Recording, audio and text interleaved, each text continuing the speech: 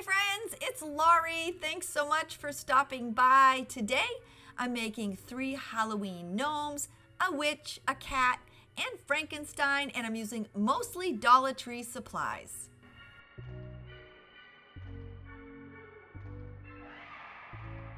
I'm starting my Halloween witch gnome by using one of the white socks from this Dollar Tree 3-pack.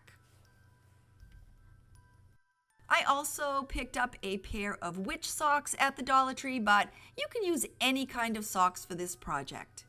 For the base of my witch, I'm just recycling this old plastic pasta jar, and you can use anything for this project. I just washed it out really well, and I'm going to remove the label.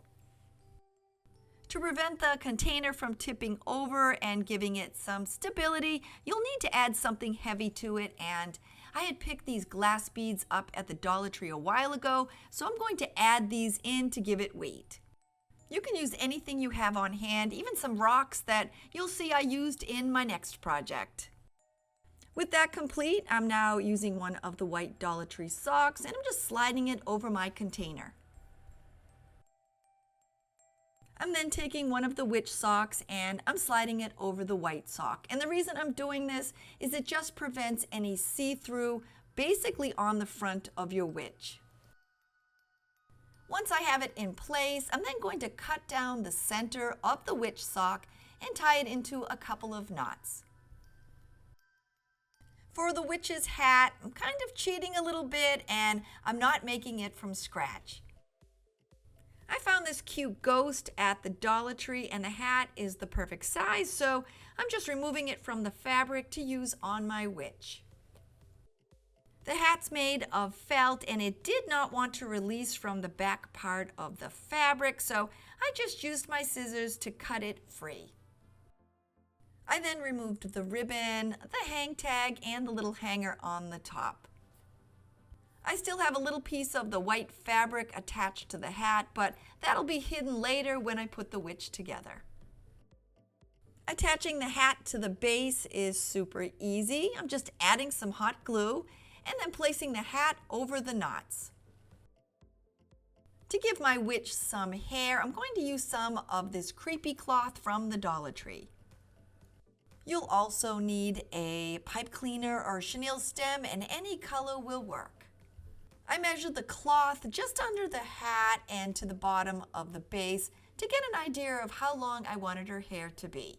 From there, I folded the fabric in half to roughly the correct length, and then I just cut a piece of it out. I then opened my creepy cloth, lying it flat, and I placed the chenille stem in the center, and then I just pushed the fabric together and gathered it at one end.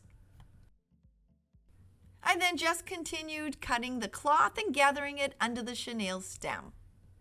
And don't worry if your ends are lining up perfectly, because when we're done, we're going to give the witch a haircut.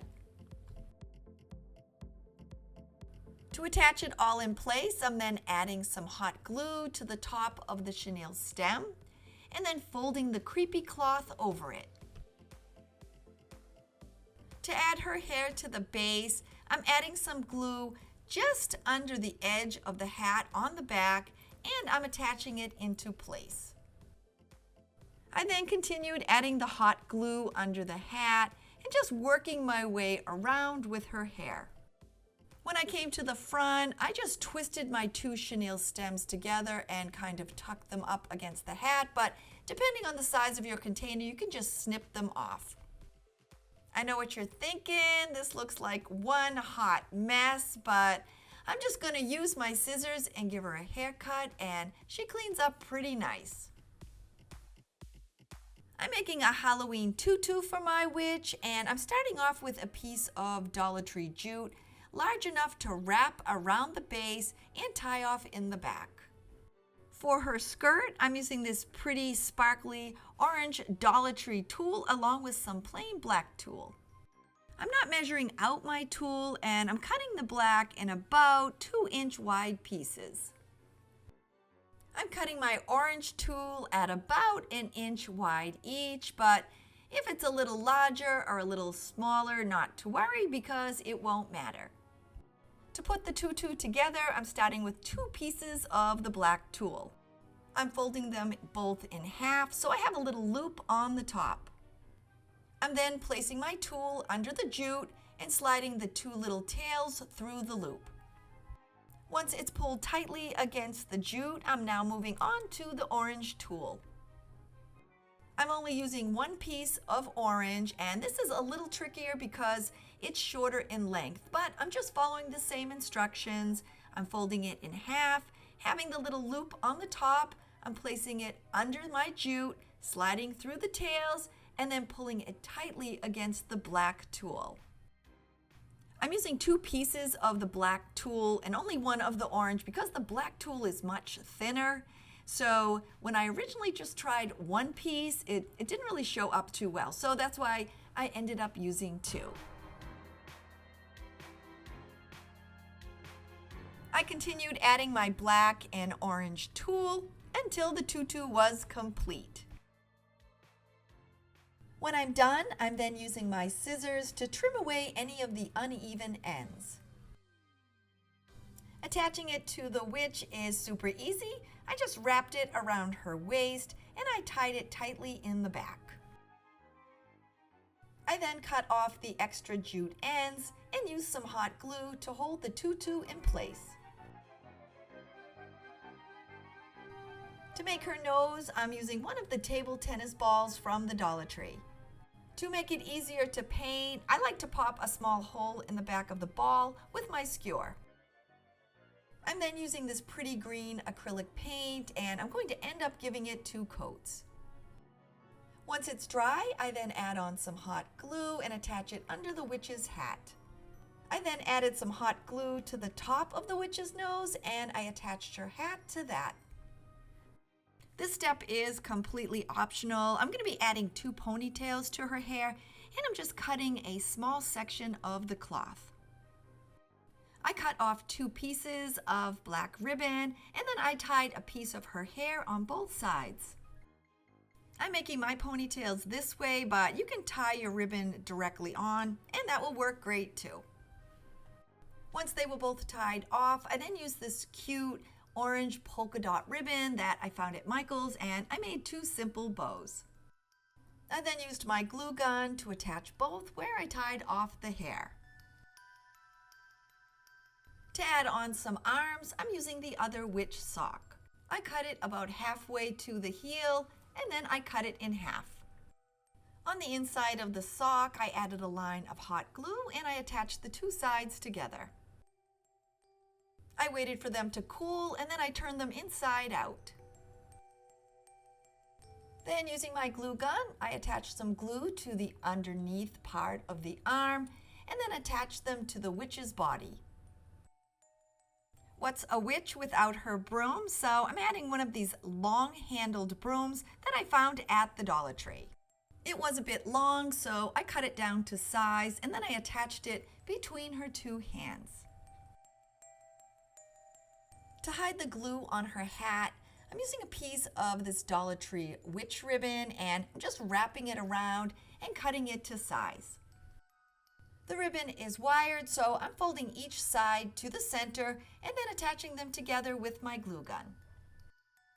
And then I'm attaching the ribbon to the hat. This next step is completely optional. I just wanted to give my witch a bit more of a spooky vibe. I'm cutting a piece of black tulle to wrap around the hat, and then I'm tying it and I'm gluing it into place.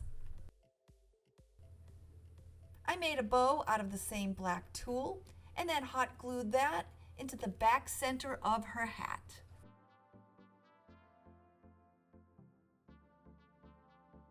Then to finish up, I'm using 3 of the spider rings from the Dollar Tree and I'm just cutting off the plastic ring part. Then using my glue gun, I'm attaching all 3 to her hat. To give her a quick pair of shoes, I'm using one of these wooden chalkboard heart tags from the Dollar Tree. I added some hot glue to the center and then placed my witch right on top. And with that, my Dollar Tree Halloween witch in a tutu is complete.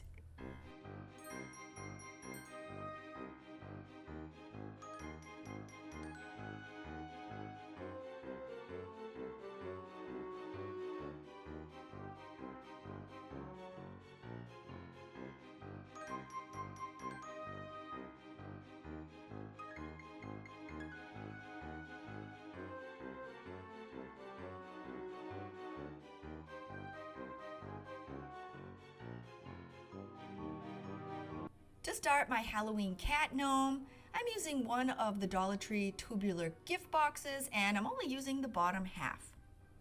I'm using a black sock that I already had on hand, and I'm sliding it over the bottom part of the gift box. To give it some stability so it won't tip over easily, I'm using some rocks that I picked up outside in my yard, and I'm popping them right inside the box.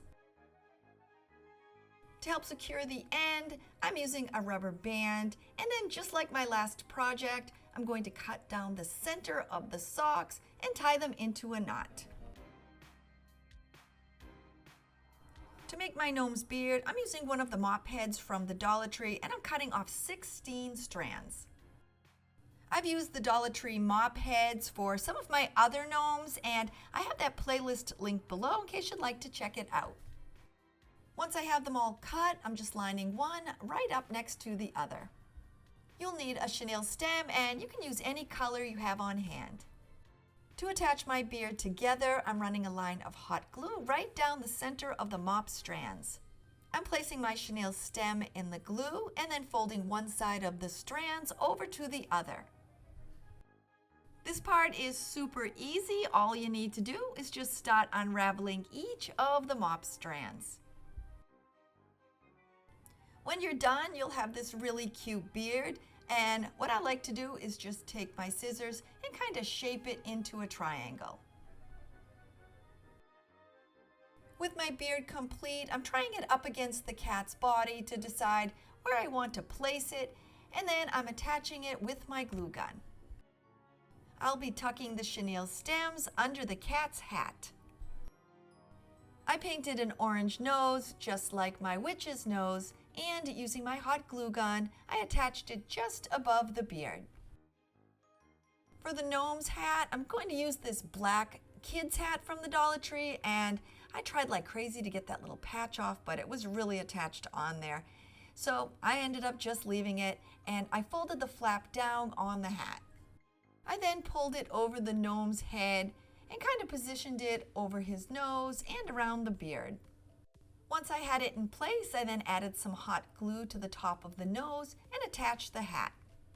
I then added some hot glue to the back and attached the hat in place. To turn my gnome into a cat, I'm using the pieces from this Dollar Tree Halloween costume set. I removed the ears from the headband, and then I removed the little inserts that were pink from the ears. I painted them with the same orange acrylic paint to match the nose and glued them back in place. The ears are a little wider than I want them, so I'm just kind of folding that fuzzy fabric between them and hot gluing it together. I'm now attaching them to the hat by adding some hot glue onto the back of the ears and then just placing them against the hat. I cut away the elastic that came with the bow tie, and then I attached the bow tie in the middle of the ears. I'm using that elastic band, and I'm measuring it up against the cat's nose for whiskers, and once I decide on the size, I'm then cutting out 6. If you like the whiskers long and you find you don't have enough, not to worry because it also comes on the tail. With my whiskers all cut, I'm adding some hot glue next to the nose and then just tucking 3 on each side. To make the hat into a point, I'm gluing down each side and I'm pulling them a bit tight at an angle. On the back of the hat, I'm attaching the excess hat fabric together with my glue gun. So basically what I'm doing is I'm adding hot glue and I'm pulling the 2 sides together and I'm working my way up until the top of the hat ends up in a point. I've been making these type of hats for a long time, so I kind of know where to put my fingers so I don't get burned, and if you haven't done this before, definitely pop on a finger protector. If you don't want to try this with hot glue, you can always use a needle and thread, and that'll work great too. I have my point, but also glue residue. I'm just brushing on some black acrylic paint and it basically disappears. I'm once again using some of those Dollar Tree spider rings. I'm cutting off the ring part and then attaching one onto the beard and one onto the top of the hat. To add the tail to my cat gnome, I'm adding some hot glue onto the back and then attaching the tail. I'm using the candy corn mice from a past video, and I'll have that linked below. And with that, my Halloween gnome cat is ready to display.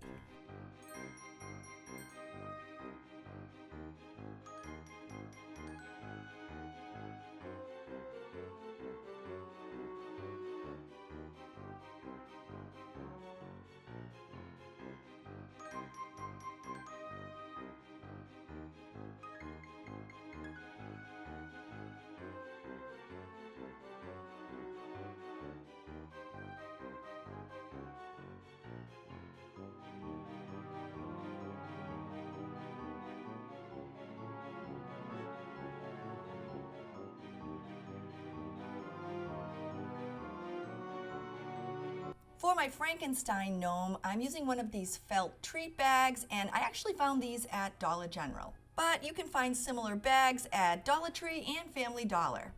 I'm removing the drawstring from the bag, and then I'm turning it inside out. I then used my seam ripper and removed only the bottom stitches from the bag. I then turned the bag to the correct size, and I added a dot of hot glue on each seam to prevent it from coming loose. To fill in the top of Frankenstein's head, a Dollar Tree ribbon spool works perfect, so I'm measuring one and cutting it out of some cardboard. When I was done, I then used some of the Dollar Tree black acrylic paint and I gave it a coat. I then used my glue gun and attached it to the inside of his head. To make his body, I'm going to use one of the white Dollar Tree socks, and I'm trying to use some of the things that I already have on hand, so I'm using this bag of Dollar Tree white stones. I just scooped them up and filled up my sock. When I'm done, I'm then adding an elastic band to hold the rocks in place. And to give it a little extra strength, I'm using the black cord from the bag and tying that on as well. I'm recycling this black and white sock from the Dollar Tree, and I'm just sliding it over my white sock. I'm then cutting and tying the ends into a knot. To add on Frankenstein's head, I'm just sliding it over the top, and I'm also adding on his nose. This time I painted a wooden knob with my coral acrylic paint, and I'm just gluing it into place. I then added some hot glue on the top and attached his head. To make his beard, I'm using one of these black Dollar Tree pom-poms. I removed the tags and the hardware and then used my scissors to open it up. I then gave it a little bit of a trim so that it kind of resembled a beard. I then used my glue gun to attach it to his face, making sure that I tucked the beard right up under his nose. When I was done, I then glued his head to the back of his body. I'm using some black ribbon that I had on hand to meet the black circle that's on his head. I wrapped it around his head, cut it to size, and then hot glued it into place.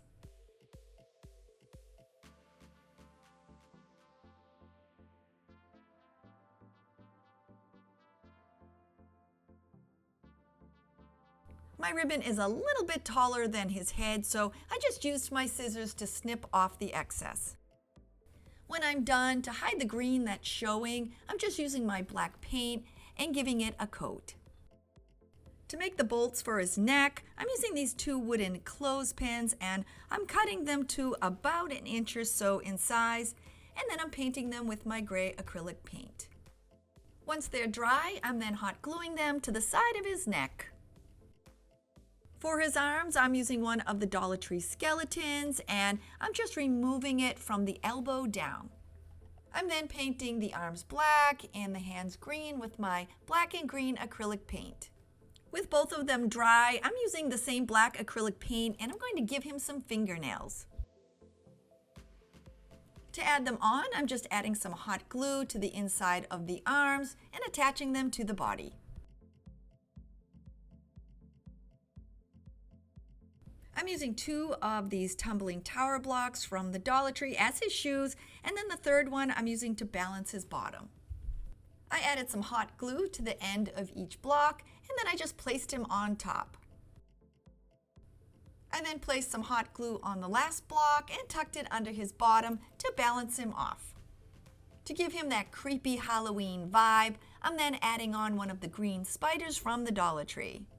And when I'm done, my Halloween Frankenstein gnome is complete.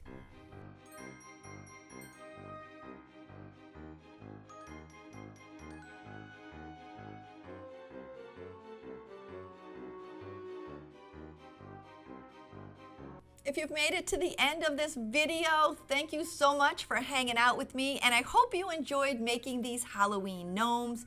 If you're new to my channel and you haven't yet subscribed, and you're thinking, hey, I'd like to come back and hang out with her again, don't forget to click that little red subscribe button below. Have a spooky day, and I'll see you soon. Bye, everybody.